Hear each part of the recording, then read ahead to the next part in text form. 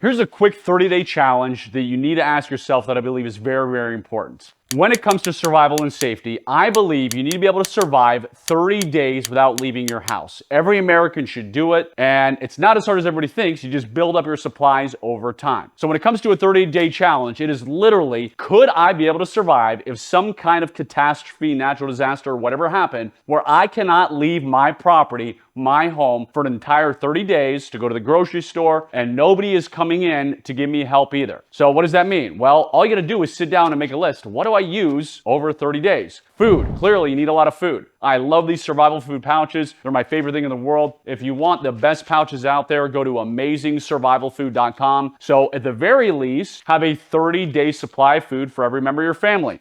Let's say the water shut off because the catastrophe is so bad. You need a 30-day supply of water for your family, which is what I have here in hundreds of gallons of water. I also have a well. I also have water filters for a nearby stream that is actually on my property. So if I can't leave my property for 30 days, I'm still good because this particular stream is on my property. So I've got food for 30 days. I've got water for 30 days. Well, what else do I need? Is it the electricity out? Probably, because it's a catastrophe. Is it winter? So do I have my sleeping bags? Do I have my propane for my propane stoves? Do I have blankets? Do I have winter jackets, gloves, and hats? Do I have all that stuff? And I still want to maintain some normalcy. So what do I do on a daily basis to plan out for 30 days? I brush my teeth. Okay, I want to make sure I have plenty of toothbrushes and toothpaste that if I had to survive it for 30 days, I could. And yes, I have that box. In my survival stash, we have a giant box of toothpaste and toothbrushes that we don't use. This is only for emergencies. So what else do you want? Medication. It's not that hard to get 30 days worth of medication. There are plenty of companies now on the internet that give you this emergency supply of medication. A few of them are Jace Medical and Duration Health, so they give it to you, but I'm sure there's a million companies out there that do too.